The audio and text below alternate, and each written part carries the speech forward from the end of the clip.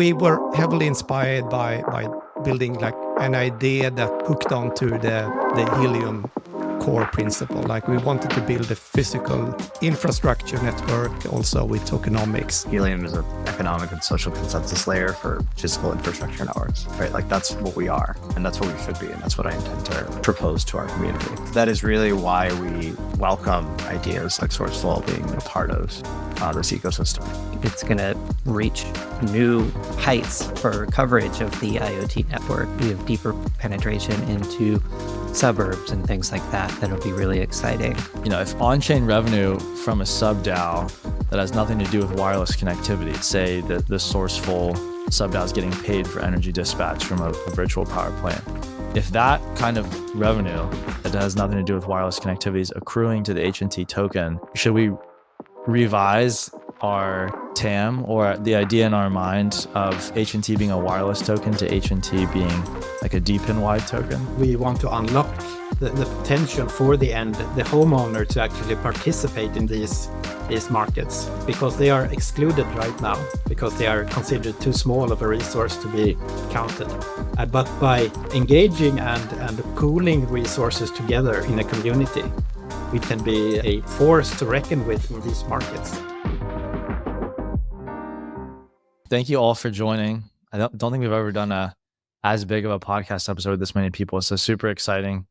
I have two folks from either company here, but appreciate Joey being up at 6 a.m. to join us. I know that's an early morning. But yeah, just really excited to talk about yesterday's announcement.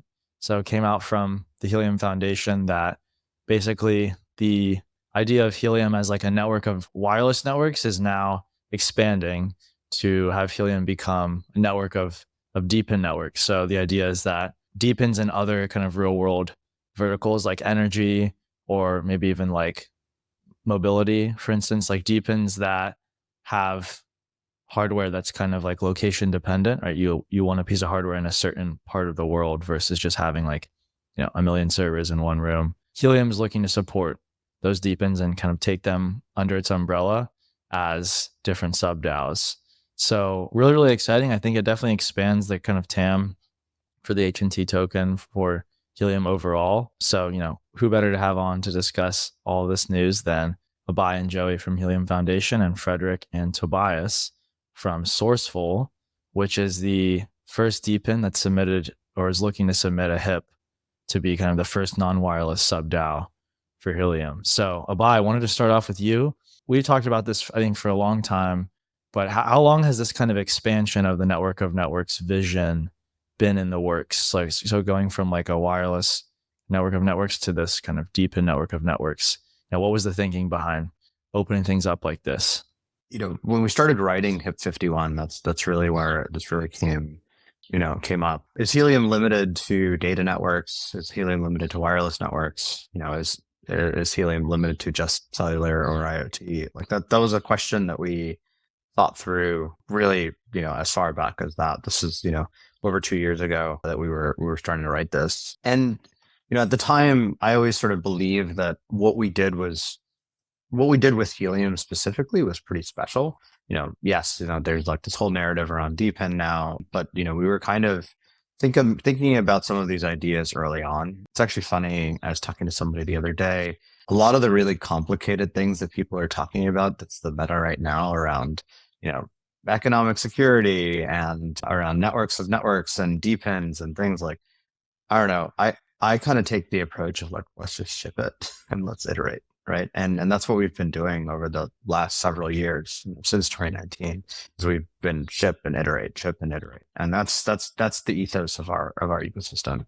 And so, you know, let's make it out there. Let's get it out there. Let's make it simple. Let's make it easy for, you know, any individual to become a node and to become a participant in the network. Right. That's been what we've wanted to do all along. As far as, you know, has Helium always thought of itself as a network of network that expands, beyond wireless? You know, I think it really came down to finding the teams that were willing to execute on that vision with us, right? And, you know, there are a lot of folks out there that want to, you know, build their own networks and build their own networks independently. And I think that's admirable. But I think for us, like, how do we get as someone who's so aligned with the existing Helium community and so embedded already with the existing Helium community to help build, the first non-wireless DePIN inside of the Helium ecosystem. That happened to be the Srcful team. They came to us and they said, "Hey, this is our idea. We think we should be a part of this thing." So yeah, it's been many, many years, but it really, like, with all things in startups and new innovations, it's a timing game, right? Like, patience helps, and waiting for the right team and the right time, it really helps. Speaking of the right team at the right time, I think I was looking through my calendar, and the first conversation I had with Fredrik was in February of 2023. So it's also taken some time for them to build their team and for us to get to know them and kind of understand their strategy and like approach for how to build these type of things.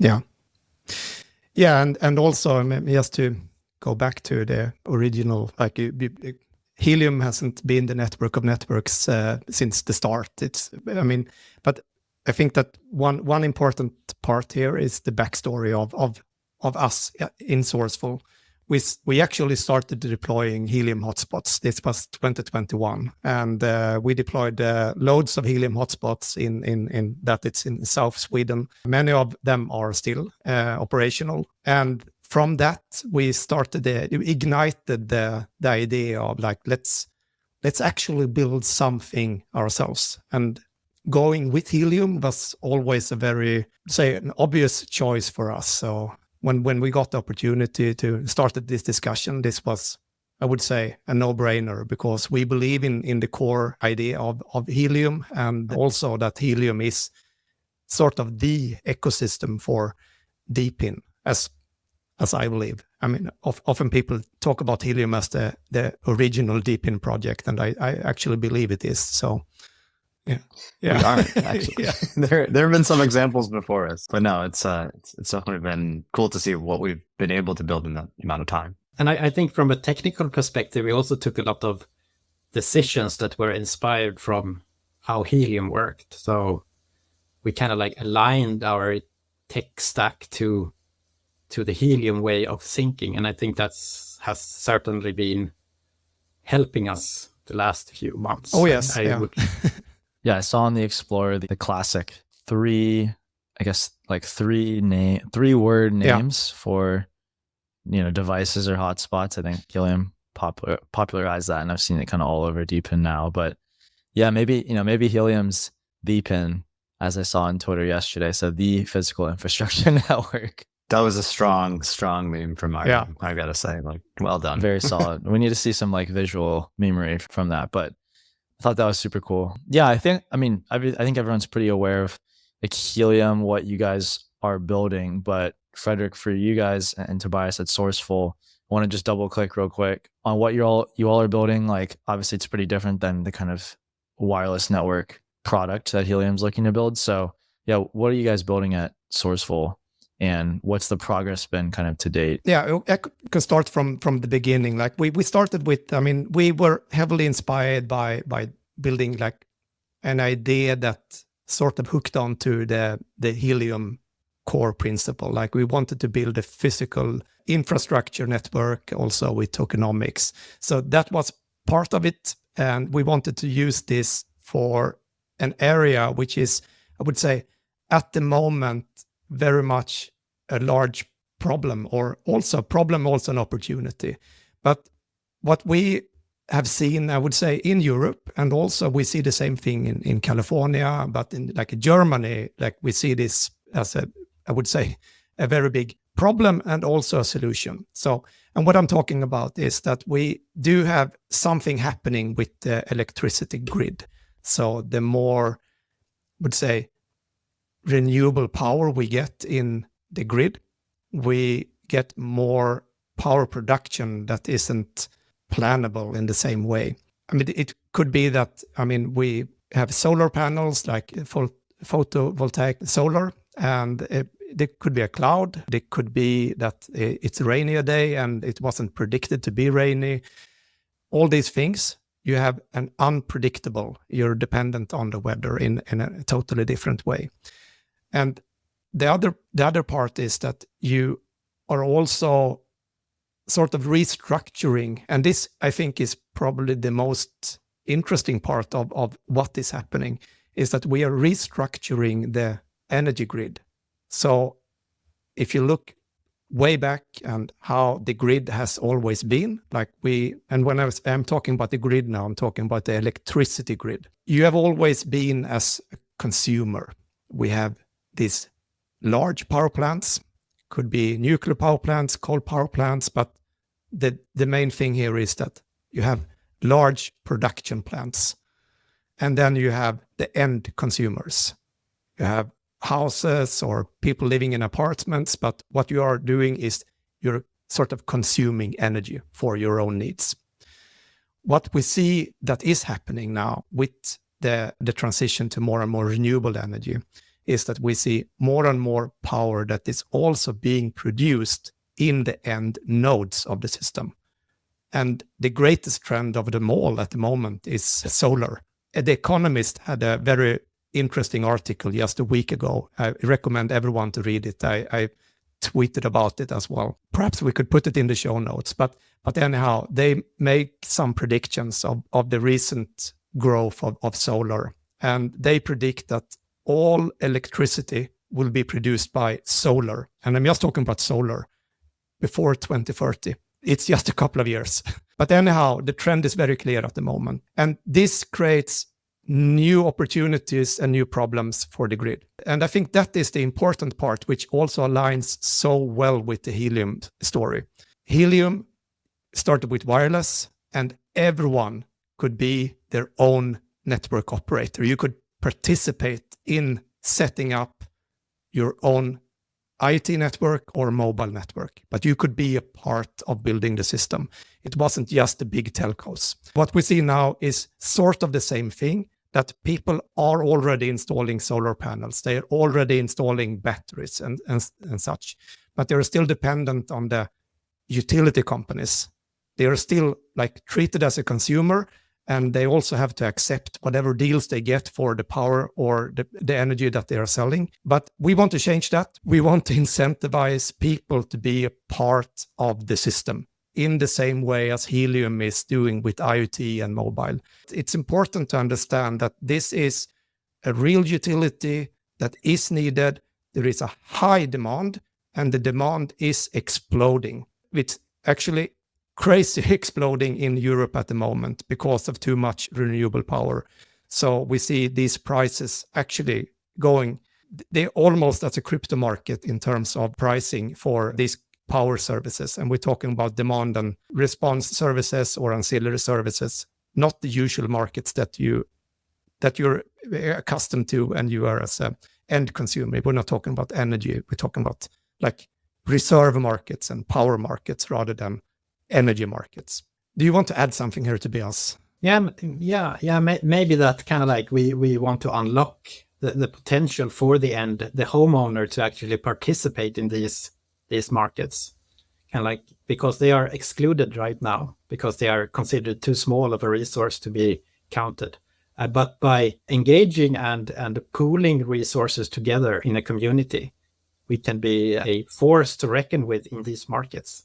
And that's, I think, is one of the key benefits of doing this in a community setting instead of like loose entities, everyone trying to do their best. We pool up in a community.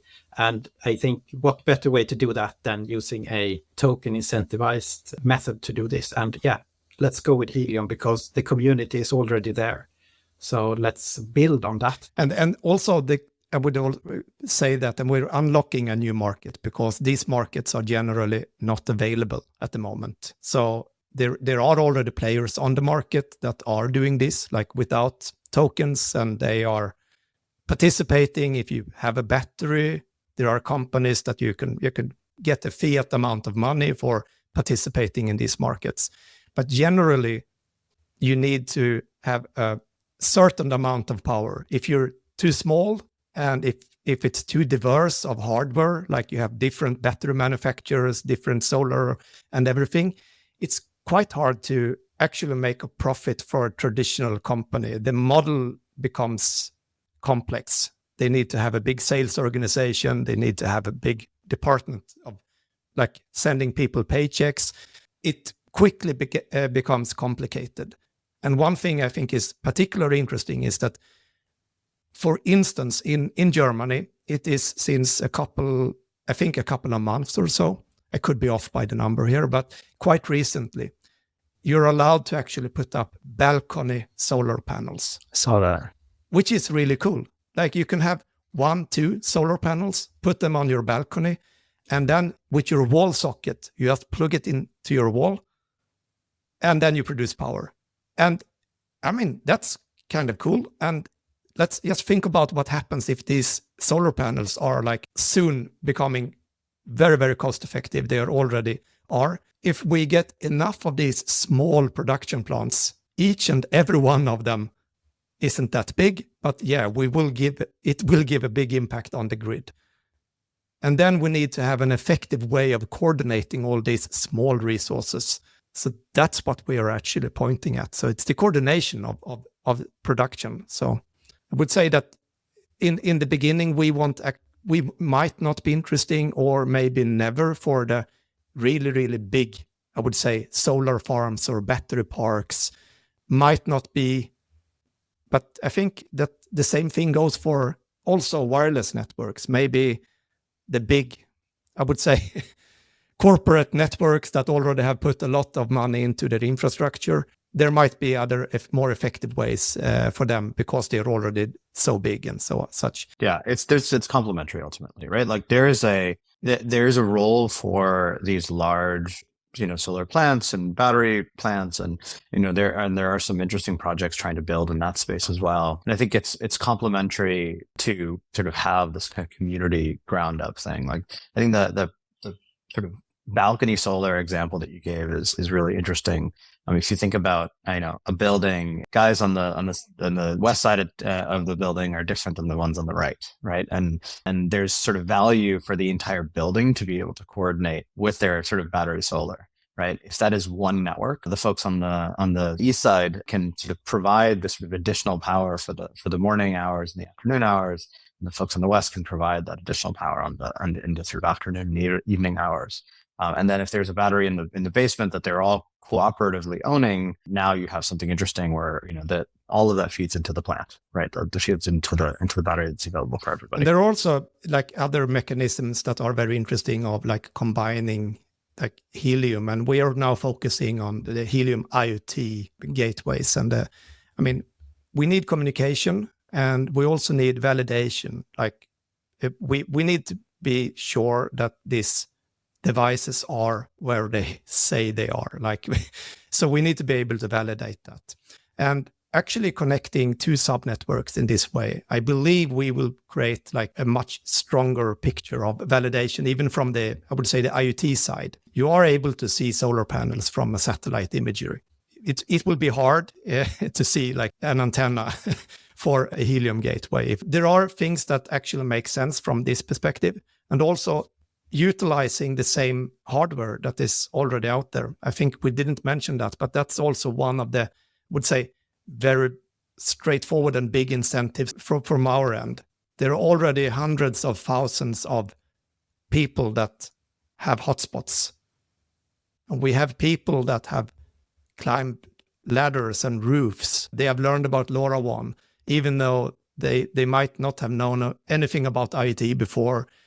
They still are builders. They built a network. And we want to reach the same people. That makes a lot of sense. I mean, I think to recap for our audience, basically you guys are looking to go out to mostly like homeowners residential that have solar panels and batteries, and then get them to connect those DERs, distributed energy resources, to the Srcful kind of network.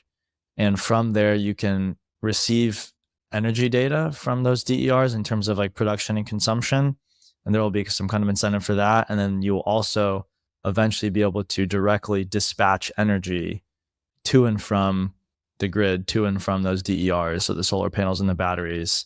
And once you can do that, you have like a VPP, virtual power plant. So you can kind of aggregate residential DERs in that way. So yes, super interesting. I think I've seen a couple of different projects like attacking this problem. And it's, I think, going to be really, really cool to see like who gets there first in what different ways. But Yeah, I want to talk to you about the HIP obviously a bit. I think that's the whole reason for this call, the collaboration here. So Abhay and Joey, question for you guys is like, what excites you about this proposal? What do you see as like the benefit to HNT holders, Helium community members that have IoT hotspots deployed? I'll give it a shot and then I'll let Joey pick it up. I think number one of the things that I've always thought about and wanted is sort of utilization of hardware that's already been deployed.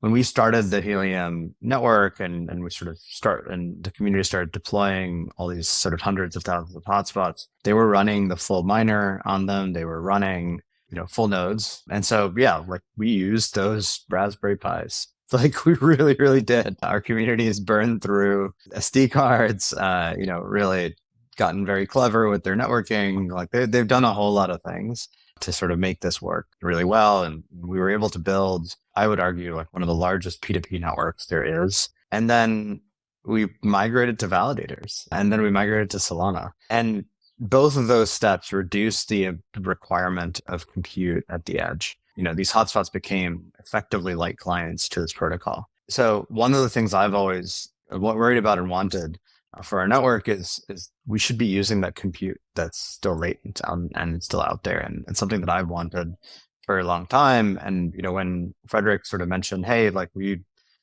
are thinking about building this network and we want to utilize hardware that's already out there, I said, great, go talk to Rack and Seed and all the other manufacturers and just have them run on the same hardware. There's no reason for new hardware to be deployed here, especially given the gateways that are used in at least in Srcful's use case are effectively, beachheads for resources that exist on home networks, and they can communicate directly with, things like batteries and solar panels and things like that. That was like a no-brainer to me. Right. And so, number one thing for me really was like, let's use this latent compute out there. And in turn, like really, let's use this latent ecosystem of deployers out there. That's sort of one and the same. It's energy that is in my mind underutilized. And so, yeah, this community, giving our community something new to do with existing infrastructure that they already have, within existing deployments that they already have. That was something that was pretty exciting. And then the second thing that I was excited about was really around, actual utilization of HNT. The proposal that Fredrik and his team have put together, sort of show the community that this network, that, the important things that this network does, right? Energy management, grid stabilization, things like that. That's going to be directly utilizing the HNT and specifically DC burn. Right, that is a benefit to the Helium ecosystem, and that's what sort of ties this all back together. The question always, hey, this is an energy network. What does this have anything to do with Helium? Like, it's using HNT, right? And that's sort of the second part for me. And I'm sure Joey has lots of things to say about how it'll use the IoT network, so I'll leave that to him. Really well said. And it's like, I don't know, for folks that haven't seen the inside of a hotspot, it's really simple hardware, right?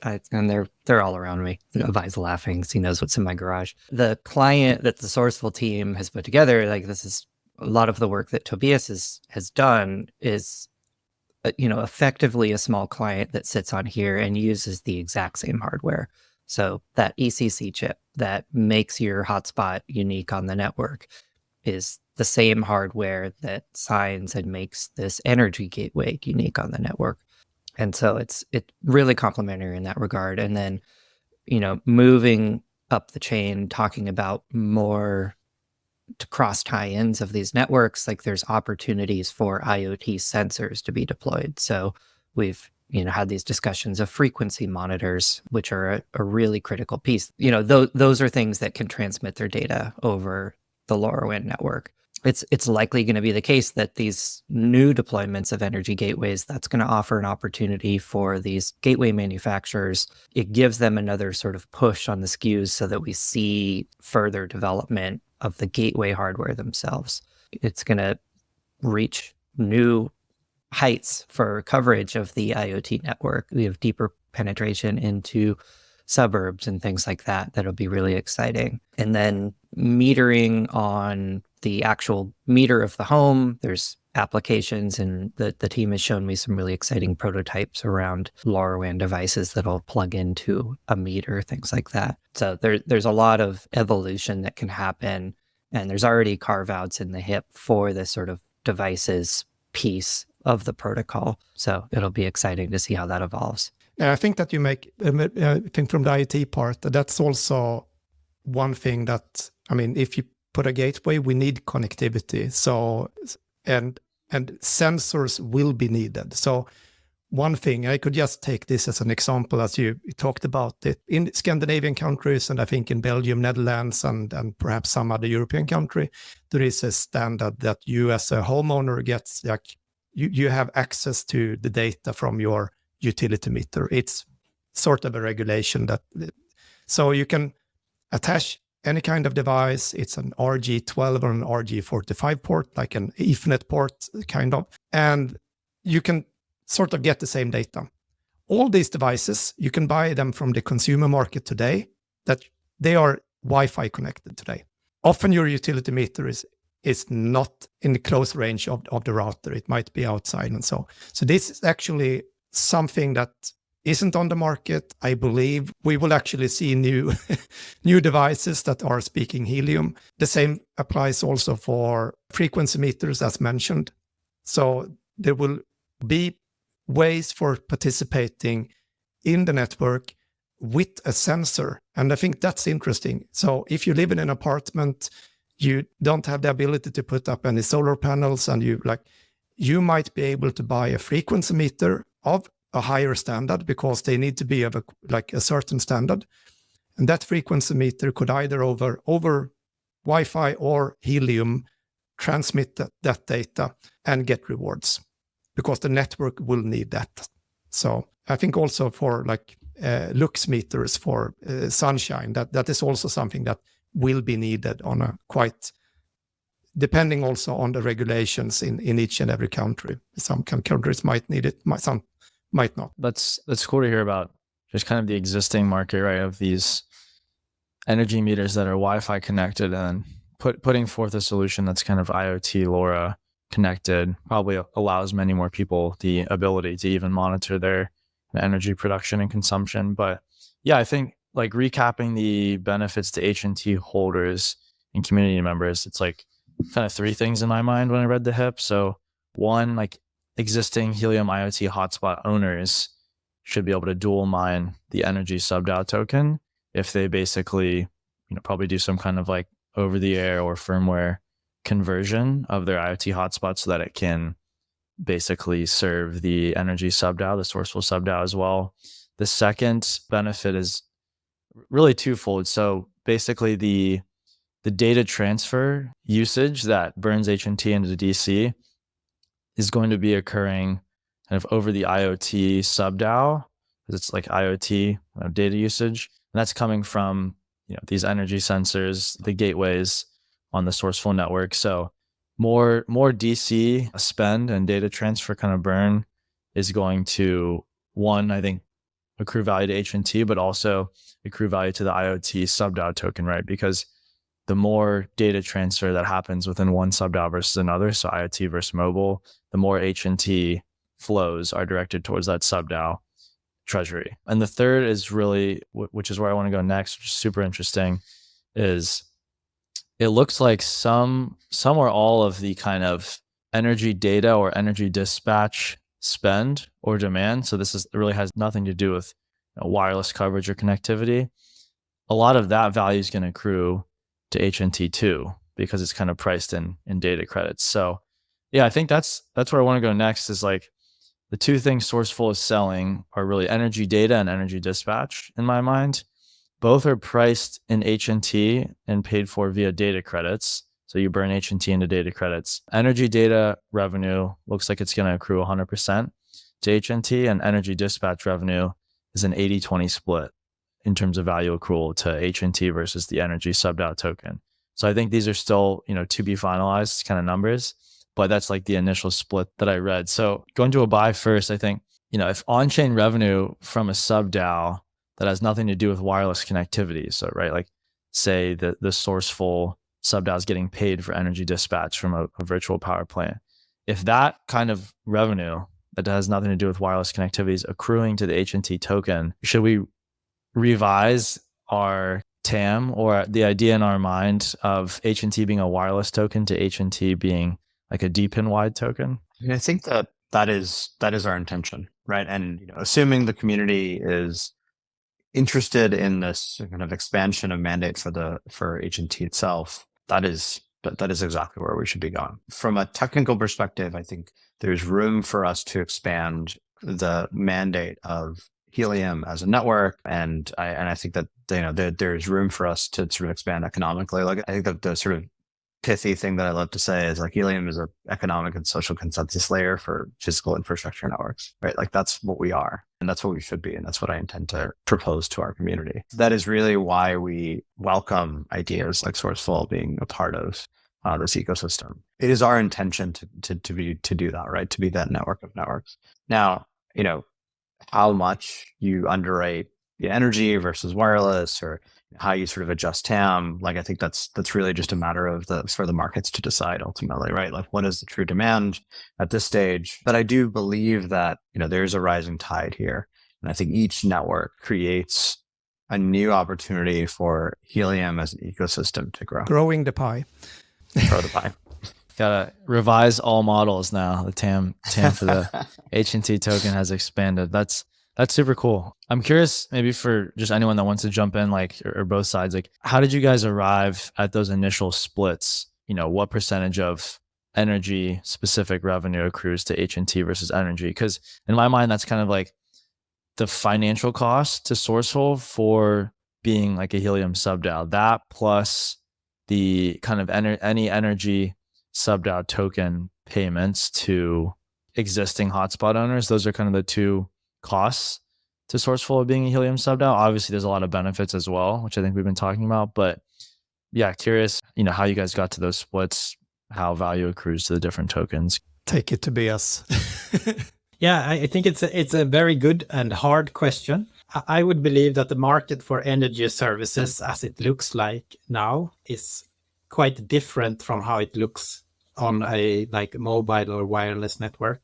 So we can foresee quite large chunks of business happening. Like we need to get a number of these DERs together, and then we can start doing business. And then it will be a pretty large business when it finally happens. And this is maybe a little bit in comparison to the other networks that kind of build in smaller increments all the time. But we will probably have nothing, then a lot. And then a lot again.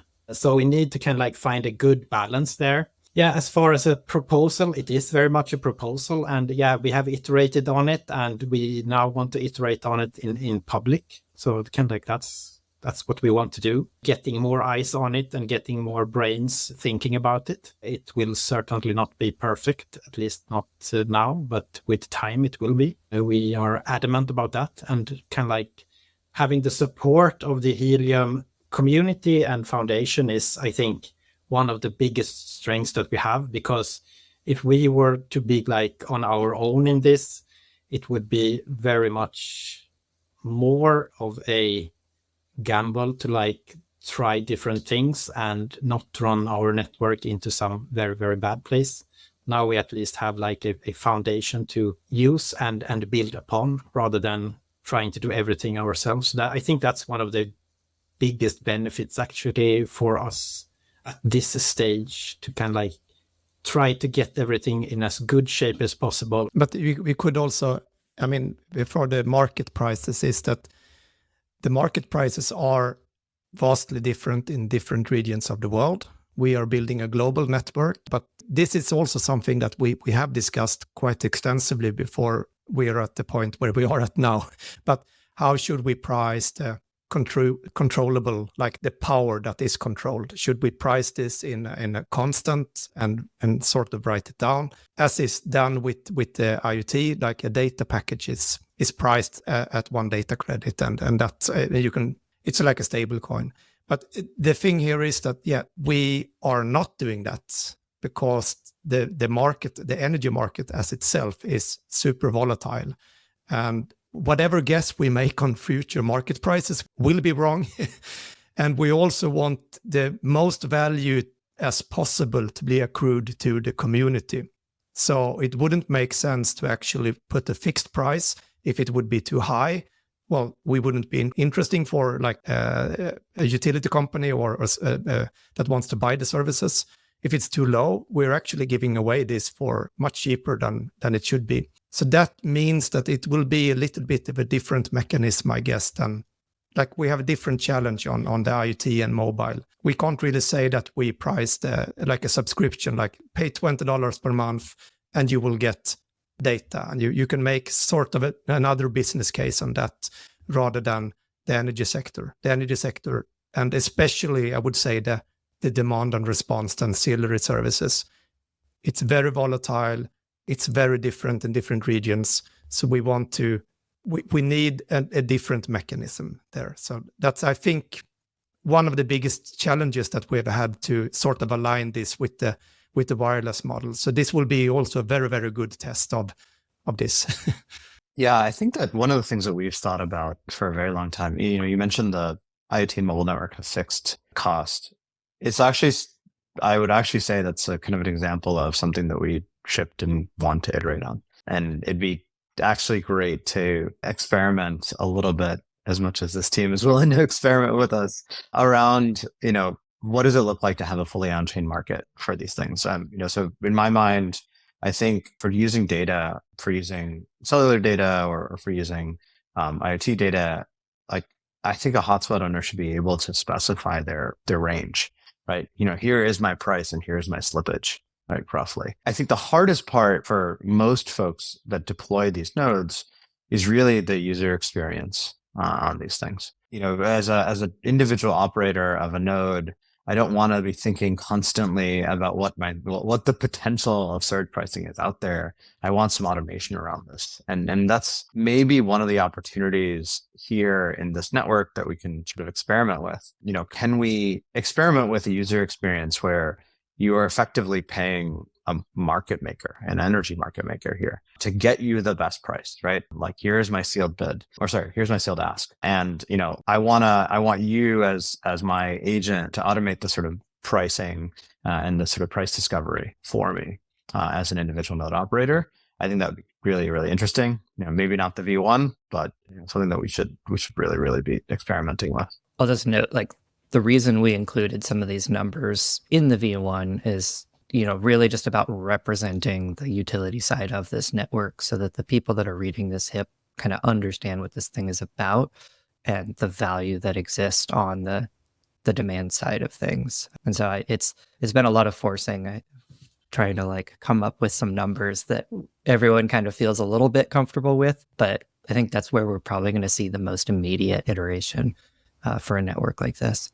Yeah, on just the specifics of the economics, I mean, definitely think it makes sense. I'm glad you guys had numbers there, right? For like me to read, people to read, to have an idea. But yeah, of course, like subject to change. Last thing I want to cover, which is related to all this on the economic side, is maybe for Abhay and Joey first and foremost, but would you guys consider amending the kind of subDAO utility score calculation? Because I think it's pretty relevant here. Like, the three factors that go into how much HNT is emitted to different subDAO treasuries are basically like the amount of HNT that's staked to that treasury in terms of votes, the amount of data transfer spend, and the amount of devices times like their activation fee, roughly. There's some square roots and quad roots in there. But the second factor there, like the amount of data transfer generated by each subDAO, I think that's like less applicable now, or kind of like less widely fair to all the subDAOs if there's like an energy subDAO that's focused on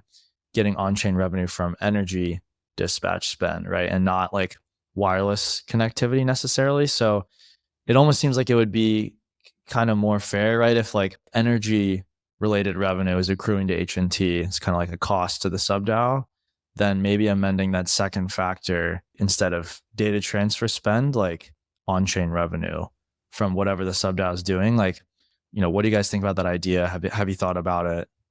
Just curious your thoughts there. That's already how I'm thinking about it. Yeah.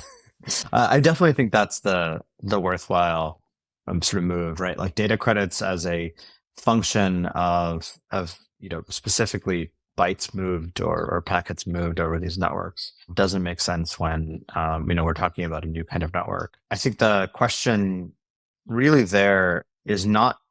It's actually funny that you sort of look at that part of the utility score.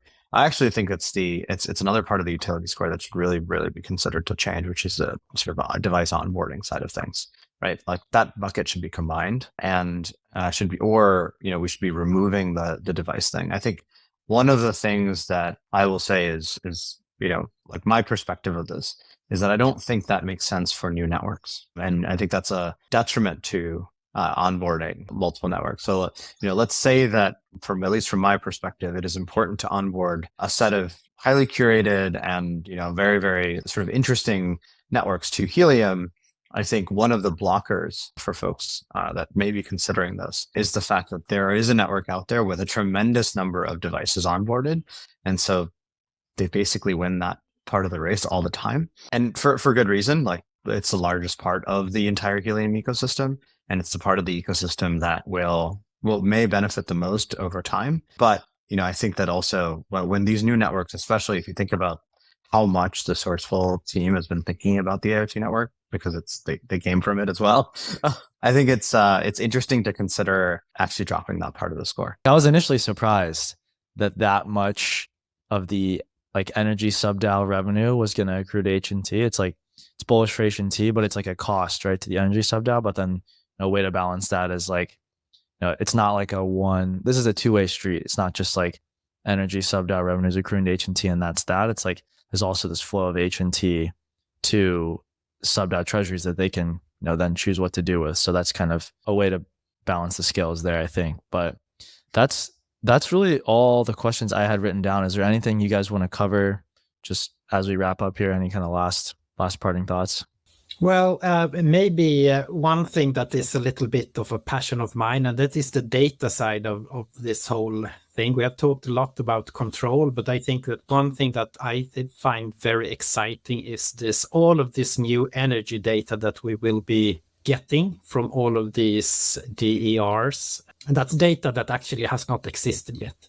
The utility company, they have some sort of data from your meter, but they don't actually know what's happening inside. And getting this data at scale, I think that could really be a game changer for adding like more and more green energy to the network and be able to do better and smarter control of all of these devices. So I don't think we should forget about the data perspective here also in this network. And we will also be able to see, I believe that we will be able to see a lot more like applications that are going to utilize both the data and whatever is on top of this. But we are essentially just like by coordinating, we're connecting production, like we are connecting them. And essentially that's what Demo, for instance, is doing. They are connecting cars. Then when you have them connected and you can do other things with this. It could be that I'm not sure, but you probably get a better deal on your insurance, or could be a lot of other values that could be added on top. And I believe that we will be able to do the same thing, because when you do have your inverter connected, we are also opening up a standardized API, essentially. So it will be easier for having your car charging at the same time as your solar is producing power, if or not when the price is above or under a certain threshold. And that you could programmatically do a lot of things that aren't possible as it is today. I think that will be super interesting. Yeah, I mean, I think from the Srcful perspective, the energy data part of your network is what people are going to see first, right? In terms of both supply and demand use cases. And then the kind of demand response, energy dispatch comes later. So yeah, super excited for that. Want to wrap us here. Thank you guys so much for coming on, especially you, Joey. I know it was early on the West Coast, but this was a super interesting conversation, kind of like breaking news in terms of the Helium world and the Srcful world, and really cool to be able to talk with both parties here that drafted the HIP and kind of get both the Helium and Srcful perspective. So thank you guys so much. Really enjoyed it. Yeah, Connor, I really appreciate you giving us the chance to do this. And, this is maybe the start of the conversation really for the community at large. And you've been a long time part of this community. So it was great to have you be the moderator for this section. Thank you. Thank guys. you. Yep. Thank you. Thanks all. Thanks for listening to the Proof of Coverage podcast. We'll be posting one new episode a week on Mondays, interviewing the best DePIN and crypto founders out there. If you like this episode, please follow us on Twitter or X at CoverageProved or on any major podcasting platform. Thank you.